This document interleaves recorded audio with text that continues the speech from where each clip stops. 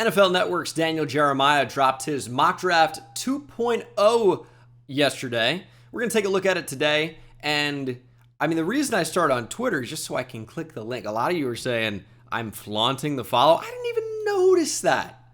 I didn't even realize. What a disgusting accusation.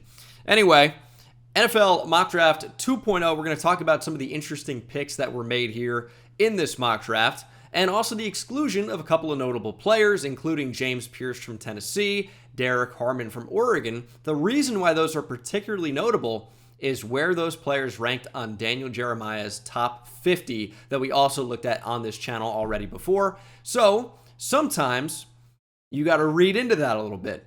Daniel Jeremiah really likes these players, yet not including them in his most recent first-round mock draft. Why might that be? On Twitter, it appears to be because James Pierce has some character concerns, and I would say that because in DJ's last mock draft, when he mentioned James Pierce, he talked about some of his positives and said, while there might be some confusion or where there might be some debate about where he'll ultimately go, he's got talent. That's paraphrasing, but it's like, well, that didn't say, okay, it's a play issue, or, he's a little bit light, a little bit of a slender frame, but it seems like there might be something to these supposed character concerns. It's worth at least noting. At number 1, he's got the Tennessee Titans taking Penn State's Abdul Carter. Titans have their share of holes to fill and decide to take the best player available in this year's class. They choose to find their quarterback of the future in next year's draft. And while I think there is a case to be made for this, like obviously there's a chance it's Abdul Carter, I still feel like the Titans find themselves at number 1. They need a quarterback. Is there any way to say that you're going to be picking at number 1 next year? Or are you playing for a quarterback 2 years down the line in 2027? I feel like they're at 1. I think there's a better than not chance that it will be a QB. But Carter is arguably the best player in the draft. It's between him and Travis Hunter, depending on how you feel about Travis Hunter as either a corner or a wide receiver or both. I think the both is what elevates him. But Carter, in pure terms of just one position, you know what you're getting.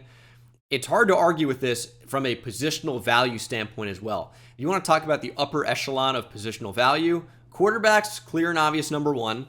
The next tier down is like tackle and edge, right? So you pretty typically only see 3 positions go number 1 overall, at least in the past many, many years, past 20 years probably. It's been quarterback, edge, or offensive tackle. I can't really recall any other position going number 1 overall. You can look back to like Keyshawn Johnson for a receiver going at 1. You see sometimes a receiver go at 2 in the case of Calvin Johnson in 2007, and there might be even more recent instances of that. But it's typically edge, OT, or QB at number 1 overall. So Abdul Carter certainly fits into one of those. At number 2, we have the Cleveland Browns selecting Miami's quarterback, Cam Ward. It says the Browns could look to Travis Hunter here, aka the best non-quarterback in the draft that's available at this point with Abdul Carter gone.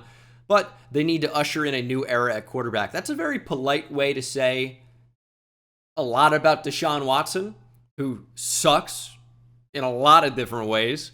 But here, the Browns take Cam Ward. He's got high upside, highest upside of any quarterback that you expect to go in this range, including, of course, Shedeur Sanders. So it makes sense for the Browns. Again, same, reasonable argument with the Tennessee Titans of, hey, you're picking this high in the draft. You can now get the best quarterback in the draft, depending on who you think that is.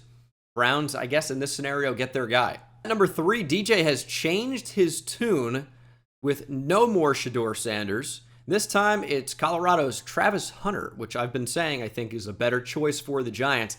Now, I almost wonder, because DJ's been tweeting about Matt Stafford potentially to the Giants.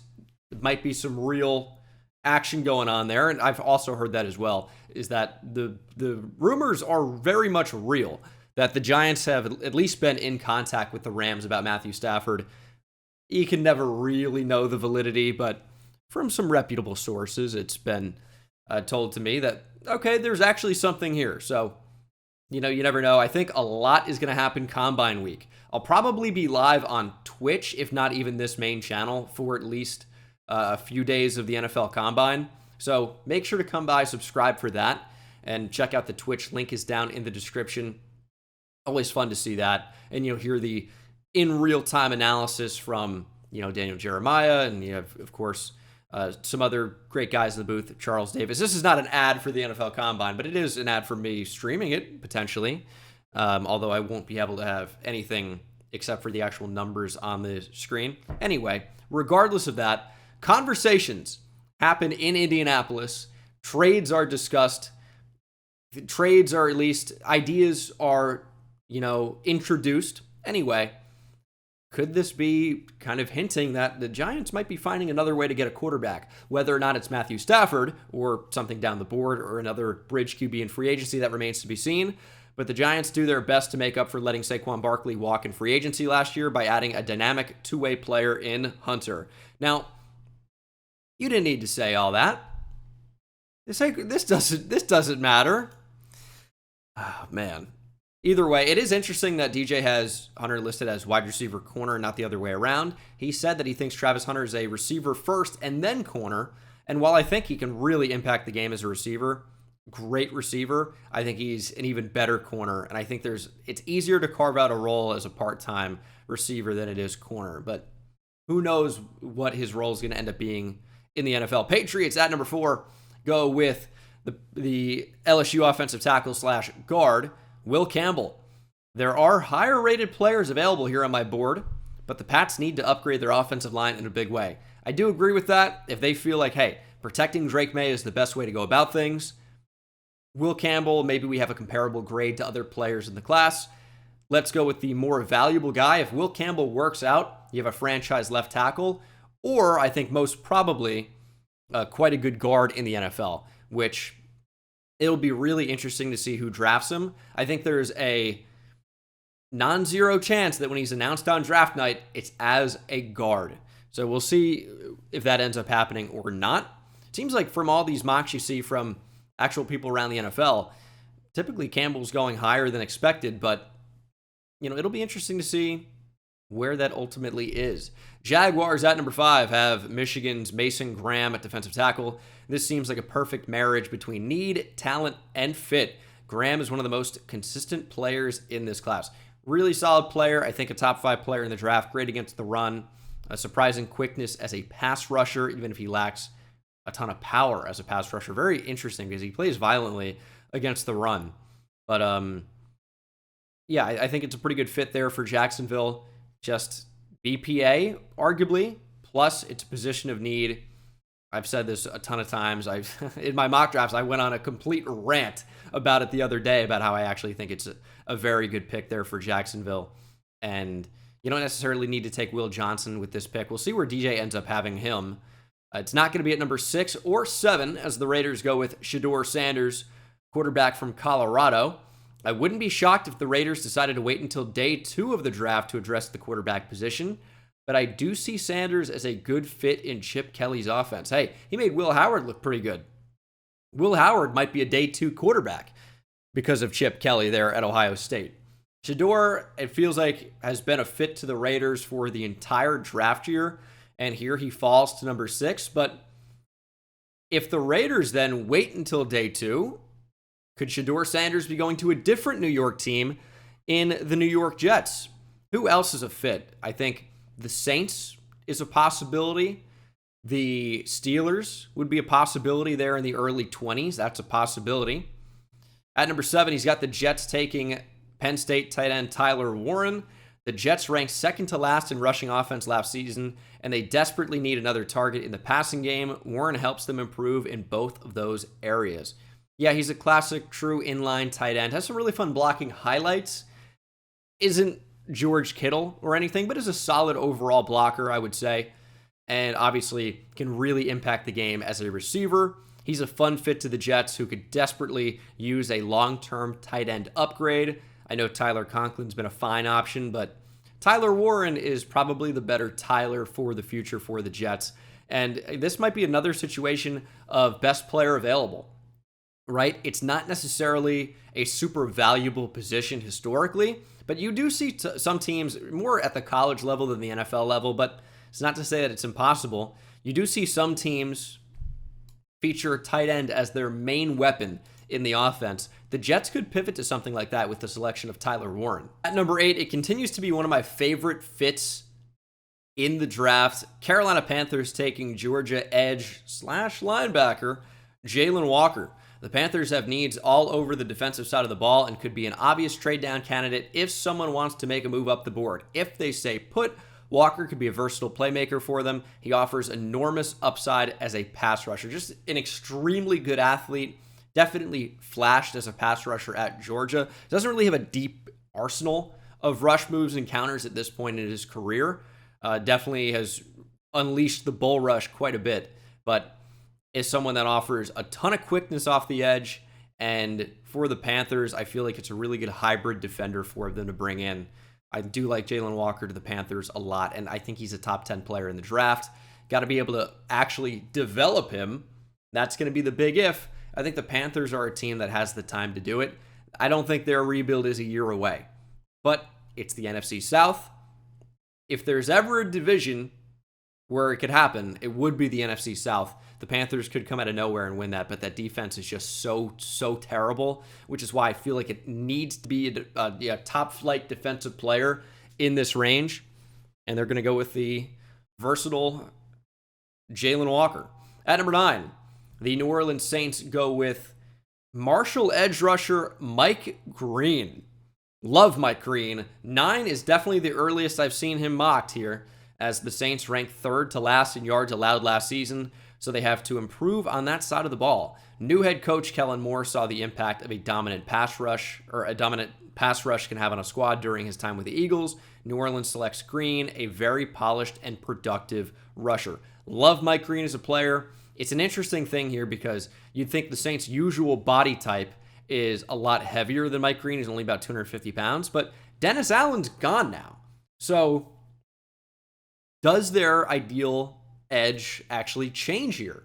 Do they not need a defensive lineman off the edge that's a minimum of 260, 270 pounds? Maybe they could go with more of like a 3-4 edge type in Mike Green, who's really good against the run despite being light and is a freak pass rusher. Love Mike Green as a player. I love seeing the top 10 love, and I might have to adjust accordingly. Love Mike Green, and he goes top 10. At number 10, hook 'em horns, it's Kelvin Banks, tackle / potentially guard from Texas. The Bears need to devote their offseason upgrading the group playing in front of Caleb Williams. Banks has a skill set to play tackle or guard. We've talked about this before, and for the Bears, I think that's a pretty good fit for them, right? You could potentially upgrade left tackle. It's an option, but guard, you could really upgrade. So Banks is a starter at guard right away, probably. And if there's an injury, he could start at tackle. Or you could just try him at tackle and maybe Braxton Jones is your swing tackle. I don't know, but I don't mind Banks there at 10. Hook him. At number 11, it's a fit I've had before. It's Will Johnson, corner from Michigan, going at number 11 here to the San Francisco 49ers. Johnson is a scheme fit, and his size will play well in a division featuring wide receivers built like power forwards. I feel like it's a really good fit. You know, I like Renardo Green a lot. When I had this there, people were like, oh, you're totally sleeping on the 49ers corners. Well, there are a lot of factors that play into that. It's not just disrespecting the 49ers cornerbacks, and you can really never have enough corners, and you're likely losing Charvarius Ward here in free agency. I feel like Will Johnson is definitely as good of a replacement as you're probably likely to find here at 11. At number 12, Dallas Cowboys going Ole Miss defensive tackle Walter Nolan. That is with an E, by the way. See a lot of people just using an A like Nolan's typically spelled.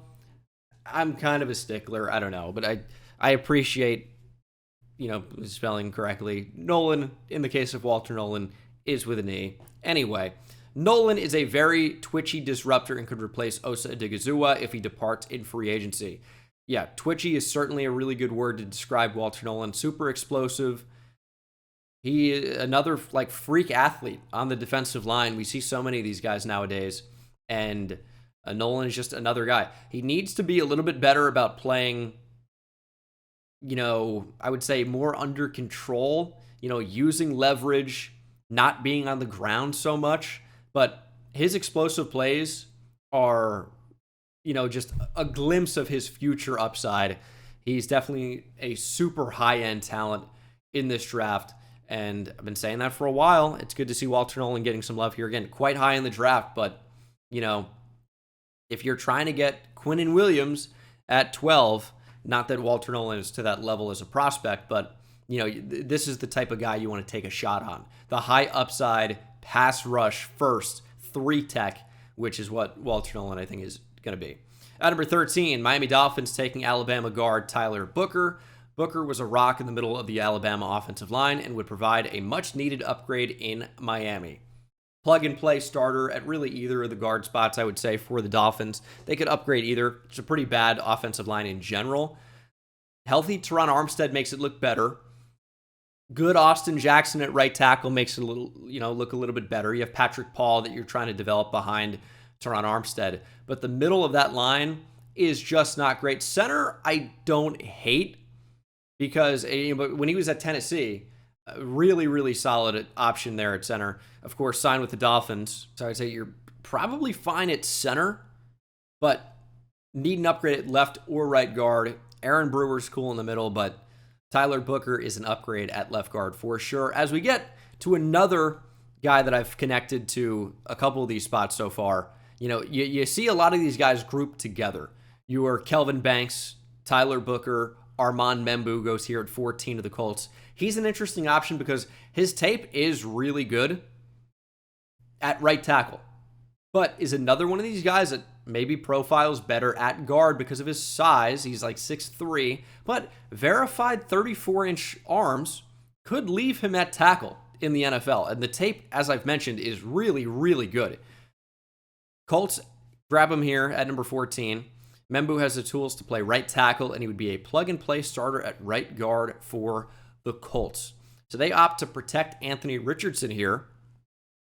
And, I mean, again, I think with Anthony Richardson, he's definitely had his ups and downs so far in the NFL. And he hasn't really played that much, all things considered. I would say you invested such a high pick in him, and he has flashed elite talent. Do everything in your power to be sure he's not the guy and can't develop. I don't mind getting him more protection or more weapons, even though you could look to upgrade the defense. At number 15, have the Atlanta Falcons going Georgia edge Mykel Williams. One of these years, I'm going to be right, and the Falcons will take a pass rusher in the first round. Terry Fontenot is gone. Tight end Kyle Pitts, receiver Drake London, running back Bijan Robinson, quarterback Michael Penix. All offensive skill positions in the first round.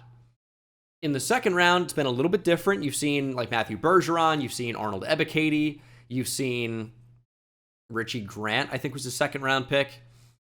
I don't know that they're necessarily completely opposed to building up their defense and their pass rush. I just think they've opted to build up the offense first. And now they've put, a bunch of playmakers in position in place for their quarterback, which is going to be Michael Penix, of course, in 2025. Now I guess you can look to build up the defense and really make a playoff push in the NFC South. The Falcons are a really intriguing team. I think this will be the year that they invest a high pick on the defensive side of the ball. At number 16, Arizona Cardinals going with Kenneth Grant, nose tackle really from Michigan. Grant would immediately assist against the run, and he has enormous upside as a pass rusher. The hope is he eventually develops into an impact defender in the mold of Dexter Lawrence. That's obviously the super high-end comp for someone that's like 340 pounds. Dexter Lawrence is obviously one of the best 3 interior defensive linemen in the NFL. I don't think Grant is even close to as good as Dexter Lawrence is technique-wise, but guess what? Dexter Lawrence wasn't this player coming out of Clemson either that he's developed into. So there's a chance for an elite athlete at his size like Kenneth Grant to develop into one of the better players in the league. That's obviously the super high-end comp for him, though, the super high-end ceiling if he can ever reach that. At number 17, Cincinnati Bengals going with Longhorn legend, Thorpe Award winner, Jahdae Barron. I'm sure the Bengals would consider a defensive tackle here, but with Grant off the board, with Walter Nolan off the board, with Derek Harmon potentially not even being a first-round pick here, They opt to go with Jahdae Barron. Sure, the Bengals would consider a D tackle here, but Barron is too good to pass up. Also, there will still be talented defensive tackles available when Cincinnati's on the clock in round 2. There are a ton in this class. So you have, of course, like Mason Graham, which I'm not even talking about because he was never really an option here for the Bengals at 17. Walter Nolan, Kenneth Grant, Derek Harmon. Darius Alexander is now getting first-round hype out of Toledo. You have some really, really good options. Jordan Phillips from Maryland. You have options out of Florida State and South Carolina, who are, fringe top 50 players in this draft. I know Daniel Jeremiah included Josh Farmer from Florida State and TJ Sanders from South Carolina in his top 50. Harmon, of course, as well. I think Longhorn legend Alfred Collins was in there as well. So, and not that he's going to go at 17, right? But there are a lot of really good defensive tackles in this class. Phillips and Darius Alexander not really in play here either. Just names that I thought I would bring up. JJ Pegues from Ole Miss is also a really good player. Anyway, obviously, I really like Jahdae Barron. He is a stud that is probably best in the nickel. He doesn't exactly have super, deep, long speed to, run with boundary guys down the field. I think he's at his best when he's playing in the slot, can break down on the ball. He's just his best around the football. He's hard-nosed. He's instinctive. He's a beast. And I think that does make up for some of the lack of top-tier athleticism. Instincts play at corner and even safety if you want to do that with Barron. At number 18, this is another very, very high spot, higher than I've seen. Gray Zabel from North Dakota State at 18. Played tackle, of course, at North Dakota State, as a lot of these guys do, but then move inside at the NFL level. We've seen like Cody Mauch. Gray Zabel is the most recent one. He's potentially even a center, right? My only kind of like hold up with this is John Schneider keeps coming out and saying, and then following up with that, hey, we don't value like guard especially, but interior offensive line this high in the draft. So maybe it's different if you think, again, Zabel can play 5 different positions. I think his arms are like especially short, like 32 inches or maybe not even, like kind of insanely short. We'll see what the verified numbers are. Yeah, 32 and 2/8. That's the 9th percentile and 1st percentile wingspan. Typically, these guys are not going to be playing tackle. Like maybe swing tackle if you desperately need it, but this really is not going to play in the NFL. The Seahawks are kind of a tough team to mock for because they very clearly, they have maybe the worst interior offensive line in the league. They very clearly need to upgrade, but it sounds like they won't. Maybe this is the year. We'll see. At number 19, have Teteroa McMillan from Arizona going at 19. McMillan could go earlier in round 1, but Tampa Bay would be a perfect landing spot. Chris Godwin is due to become a free agent, and Mike Evans can't play forever, can he?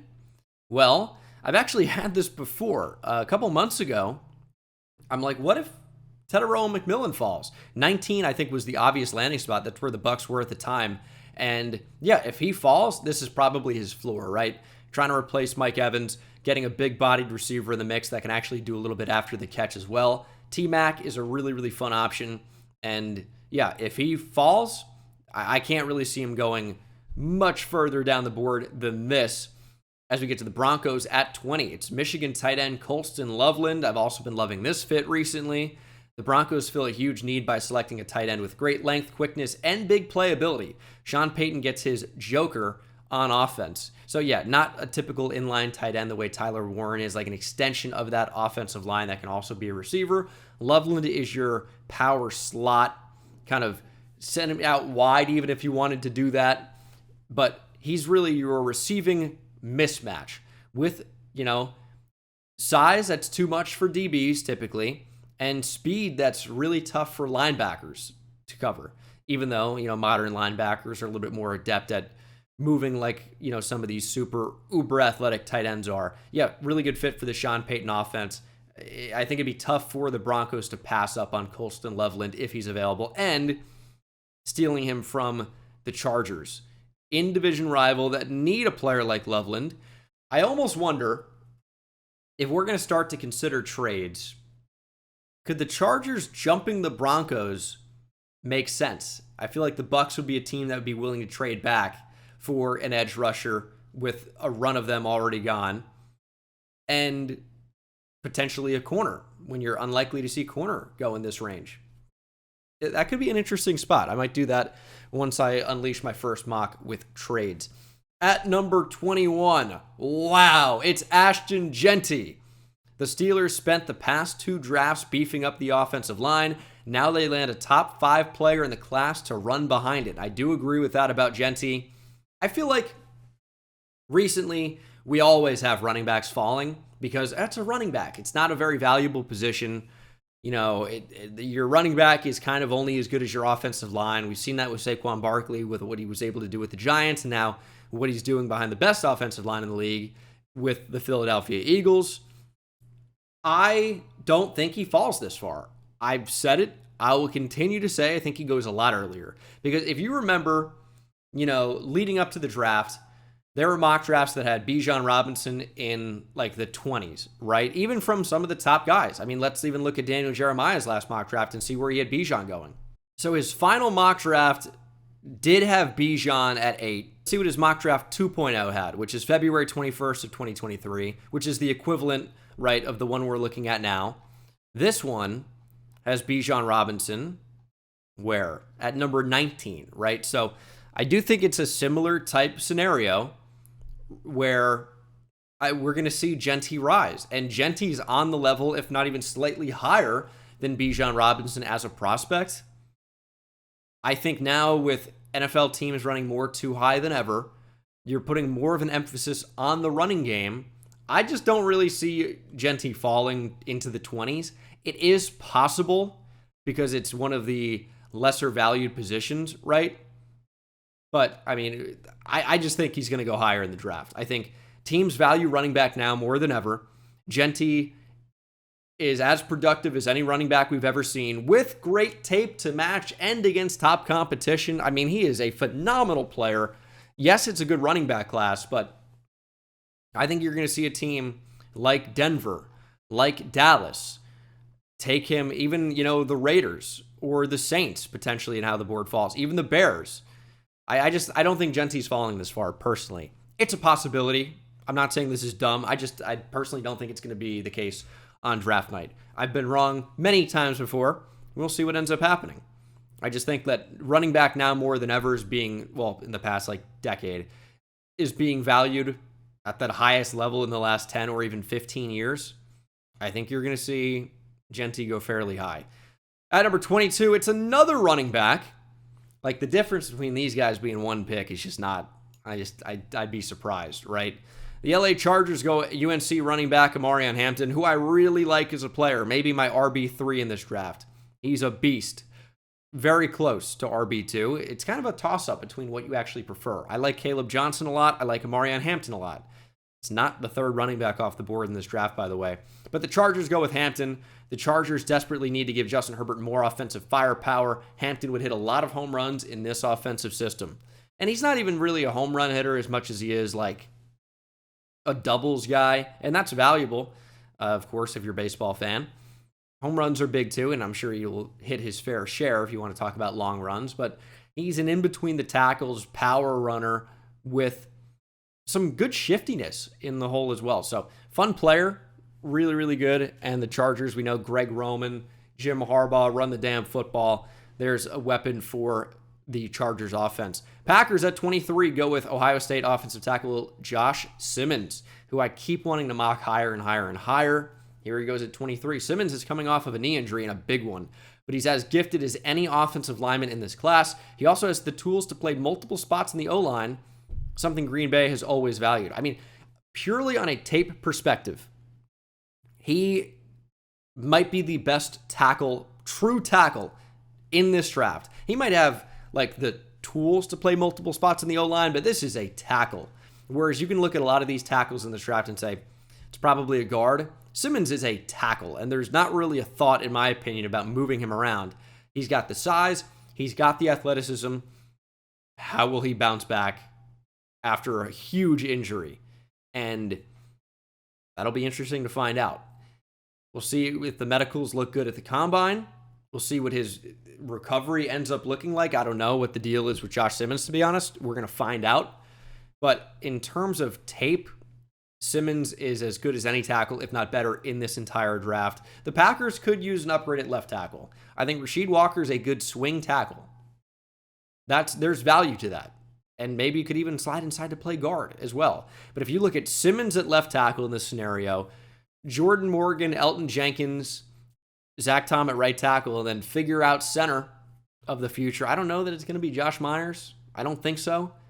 But you've got a pretty good unit to protect Jordan Love and get the ball into the hands of those receivers and run the football. Josh Myers is an unrestricted free agent. Like Sean Ryan, the center. I'm trying to think who else they have.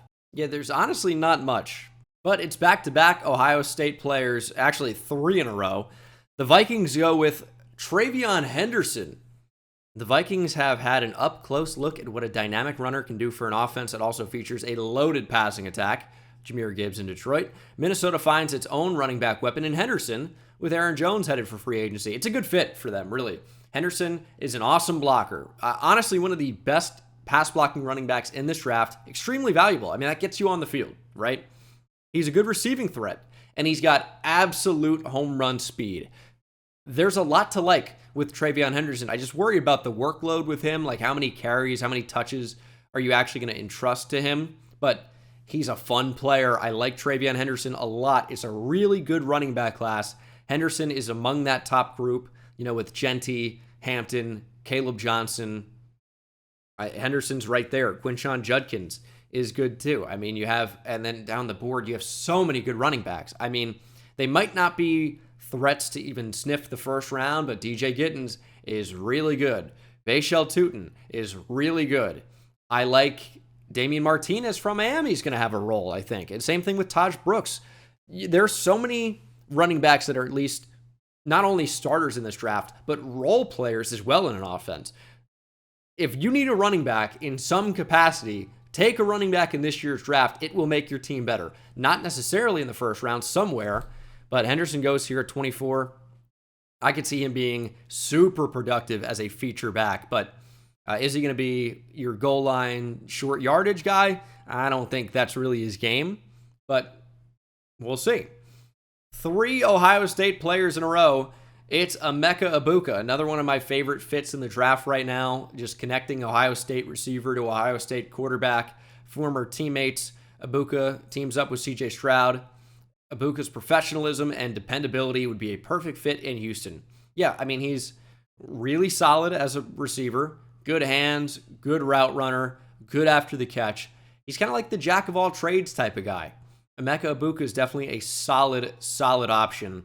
It'll be interesting to see if he ends up going in the first round, and if so, is it even in the 20s? Is he one of the last picks of the first round? Does he sneak into the teens? Somewhere in the mid-20s, I think, makes a ton of sense for him. As we get to the Rams, and I think maybe the weirdest pick of this draft, I've done things like this before, not with the Rams necessarily, but showing love to a player by pushing them into the first round, getting them into the first round to kind of shine some light on them. This is Toledo defensive tackle Darius Alexander. It's a shock to see him this high, but he crushed it at the Senior Bowl. And that's not only playing on the inside. He was somebody that played off the edge and gave tackles a really tough time. And he's 300 plus pounds with long enough arms. He's explosive. He's got great hands. I'm not really worried about the fact that he's playing at Toledo. I don't think the fit with the Rams makes any sense. I'm going to be honest. The Rams continue to add dynamic players to their defensive line, young defensive line. Alexander put on a show at the Senior Bowl, and he's starting to generate some first-round buzz in league circles. All of that makes sense to me. I just don't think it would be wise for the Rams, who have gone like D-line, D-line, D-line, and now have built up a really solid unit. Guys got to stay healthy, obviously, but if you're going to get the production that you've received over the past couple of years from Kobe Turner and now Braden Fisk, add in Byron Murphy and Byron Jones, excuse me. There's Byron Young, excuse me again, and now Jared Verse. Like, it's not necessarily too many cooks in the kitchen. It's just, I think your resources would be better served going in a different direction. I think the D-line, the front seven, maybe off-ball linebacker not so much, but that D-line especially is such a strength of this team. Are you really going to like reach on Darius Alexander to continue to build into that to get a rotational defensive lineman? I really don't think that's going to be happening. I'd be happy to be wrong, but I really think this one doesn't make a whole lot of sense. When there's some decent tackles on the board, when there's some decent corners on the board, I think you'd be better served going that direction. With Jahad Campbell on the board, if you want an off-ball linebacker, right? I just don't think D-line really makes a ton of sense here for LA. At number 27, like this is a great fit here.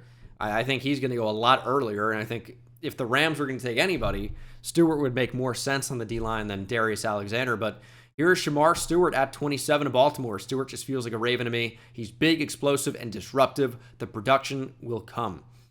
Yeah, I totally agree with that. I've been saying that. I think he goes a lot earlier than this. I've had him a lot earlier than this. But 27 is an interesting spot. Yeah, he would be a really good fit with the Ravens. Give them some versatility up front. They love that. And I think they would definitely be able to develop and get the most out of him. He is a monster. And I think Justin Madubuike was a Texas A&M guy, right? I don't know that Stewart and Madubuike, or Nnamdi Madubuike now, I don't know that they were ever teammates. I don't think so. Because Stewart's a 3-year player. Madubuike just got a new contract. I think he was, I think he's going into year 5, right? So I don't think they would have ever been teammates, but it's fun to build up guys from the same school in the same position group, kind of. Stewart's like the hybrid interior defensive lineman / edge. He's like 280, 290 pounds. Madubuike going into year 6, by the way. Lions going with Donovan Jackson from Ohio State. Jackson would be a perfect replacement for Kevin Zeitler if the veteran departs in free agency. I love this pick for the Lions. Yes, replacement for Kevin Zeitler, but also when there was an injury on the Ohio State offensive line earlier this year, I don't know if you guys have any idea who I'm talking about, Donovan Jackson stepped into the left tackle role and was awesome. Really, especially down the stretch. I mean, he was the Ohio State left tackle for the entire season, like post mid-October or whenever the Simmons injury happened. So that's the entire like Big Ten championship, college football playoff, national championship in that mix. He was very, very good, facing some elite college competition and did well.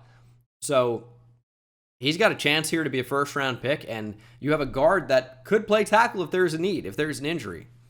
So he's going to have a lot of value, I think.